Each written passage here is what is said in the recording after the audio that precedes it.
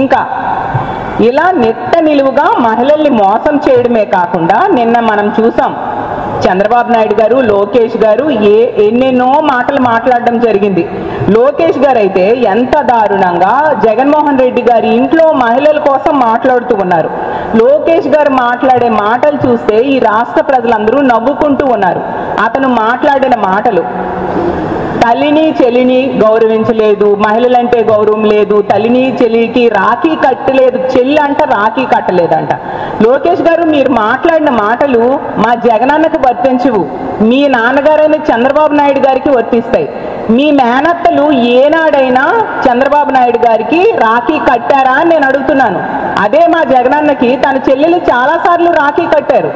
అలాగే తీసుకుంటే మొన్ననే 200 కోట్లు పెట్టి మీరు గృహప్రవేశం శంకుస్థాపన చేశారు కదా అమరావతిలో ఒక ఇల్లు కట్టుకోవడానికి. మరి ఆ గృహప్రవేశంలో మీ మేనత్త కనిపించలేదేంటి లోకేష్ గారు అని నేను అడుగుతున్నాను. మీ మేనత్తని మీరు పిలవలేదా? అలాగే హైదరాబాద్లో తీసుకుంటే మీరు పెద్ద రాజబంగ్లా కట్టించుకున్నారు కదా, దాని గృహప్రవేశానికి ఎందుకు మీ మేనత్త కనిపించలేదు అంటే అక్కడ కూడా మీరు పిలవలేదా? మరి తల్లి గురించి మీరు మాట్లాడుతున్నారే, మీ నాన్నగారి తల్లికి మీరు ఎంత గౌరవిస్తున్నారు లోకేష్ గారు? ఎక్కడైనా మీరు గౌరవించినట్టుగా ఎప్పుడైనా మేము చూసామా అని నేను అడుగుతూ ఉన్నాను. అలాగే తీసుకుంటే జగనన్న తన ఆస్తిలో సగం వాటా తన చెల్లికి ఇవ్వడం జరిగింది. మరి చంద్రబాబు నాయుడు గారు తన హెరిటేజ్లో వాటా తన చెల్లికి ఇచ్చారా లోకేష్ గారు అని అడుగుతున్నాను. మీకు ఇలాంటి వ్యక్తిగత విషయాలు మాట్లాడే అర్హత ఉందా అని నేను అడుగుతున్నాను. మీరేదో మీ మేనత్తకి చాలా గౌరవించేసి చాలా చక్కగా చూసేస్తే అన్ని ఫంక్షన్స్లో ఆవిడికి పిలిచి చక్కగా మర్యాదలు చేసి ఆవిడతో రాఖీ కట్టించుకొని రాఖీ రోజు బహుమతులు ఇస్తే అప్పుడు మీరు ఇంకోరి గురించి మాట్లాడే అర్హత ఉంటుంది. ఇవేవి చేయకుండా ఏ మొహం పెట్టుకొని ఈ విధంగా జగనన్న కుటుంబం గురించి మీరు మాట్లాడుతున్నారు? ప్రజల్ని ఎందుకు మభ్య పెట్టాలని ఇంకా చూస్తూ ఉన్నారు లోకేష్ గారు అని మిమ్మల్ని అడుగుతూ ఉన్నాను. ఇంకా మహిళలకి గౌరవం గురించి మీరు మాట్లాడుతూ ఉన్నారు. మహిళల గౌరవం గురించి జగనన్న కోసం మాట్లాడుతున్నారు. జగనన్న 5 ఏళ్లుగా ముఖ్యమంత్రిగా పరిపాలించారు. 5 ఏళ్లలో మహిళా సాధికారత కోసం పెద్దపీట వేయడమే కాకుండా మహిళల్ని ఆర్థికంగా, రాజకీయంగా, సామాజికంగా ఉన్నత స్థానంలో కూర్చోబెట్టడానికి ఎంతగానో కృషి చేశారు. తన సొంత అన్న ముఖ్యమంత్రి అయితే ఏ విధంగా భద్రతా భరోసా పొందుతారో ఆ విధంగా జగనన్న ముఖ్యమంత్రిగా ఉన్న 5 ఏళ్లు కూడా ఈ రాష్ట్రంలో ఉన్న మహిళలు భద్రతా భరోసాని పొందడం జరిగింది. మరి కోడలు మగబిడ్డను కంటానంటే అత్త వద్దుంటుందా అని ఆడబిడ్డ పుట్టుకనే అవహేళన చేసిన వ్యక్తి చంద్రబాబు నాయుడు గారు. అలాంటి వ్యక్తి కుమారుడిగా మీరు ఏ మొహం పెట్టుకొని జగనన్న మహిళలకి ఇచ్చే గౌరవం కోసం మీరు మాట్లాడుతున్నారు?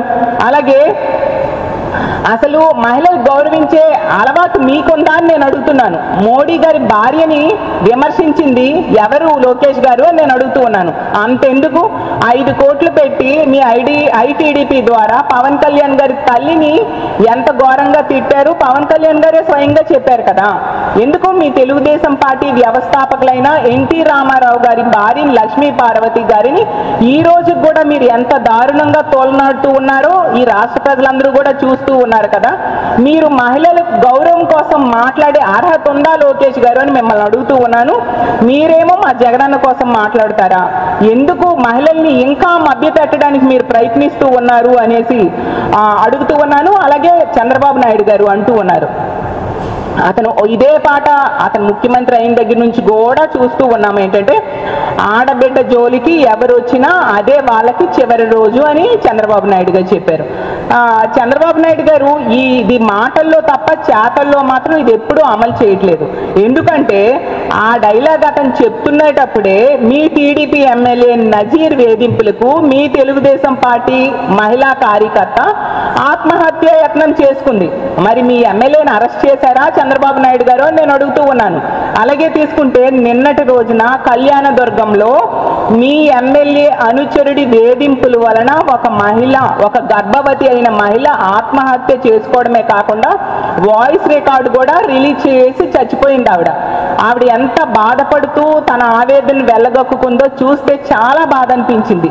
ఎంత దారుణంగా మీ తెలుగుదేశం పార్టీ నాయకులు, ఎమ్మెల్యేలు, కార్యకర్తలే మహిళలు వేధిస్తున్నారు, వాళ్ళ హత్యలకు కారణమవుతూ ఉంటే మీరు ఎందుకు ఈ డైలాగులు చెప్తూ ఉండడం తప్ప చేతల్లో మహిళల మీద అఘాయిత్యాలు చేసే వాళ్ళకి కంట్రోల్ చేయడం మీకు చేతల్లో చేసే అవకాశం లేదా అని అడుగుతూ ఉన్నాను. మీ తెలుగుదేశం ఎమ్మెల్యే ఆదిమూలం వేధింపులకి, లైంగిక వేధింపులకి ఒక మహిళ ఈ రాష్ట్రంలో రక్షణ ఉండదని పక్క రాష్ట్రంకి వెళ్ళి ప్రెస్ మీట్ పెట్టింది. ఇలా ఎన్నో సంఘటనలు మీ తెలుగుదేశం పార్టీ నాయకుల వలన మహిళలు ఇబ్బంది పడుతున్నారు అనే విషయం మనం చూస్తూ ఉన్నాము. అలాగే ఈ రాష్ట్రంలో మీ కూటమి ప్రభుత్వం అధికారంలోకి వచ్చాక ఈరోజు మహిళలకి రక్షణ లేని పరిస్థితి, రోజుకి 70-80 సంఘటనలు మహిళల మీద అఘాయిత్యాలు జరుగుతూ ఉంటే మీరు ఏం చేస్తున్నారు? ఒక మహిళ హోమ్ మినిస్టర్ ఉన్నారు అనిత గారు, ఏం చేస్తున్నారు మీరు? మీకు ఎందుకు ఈ పదవులు?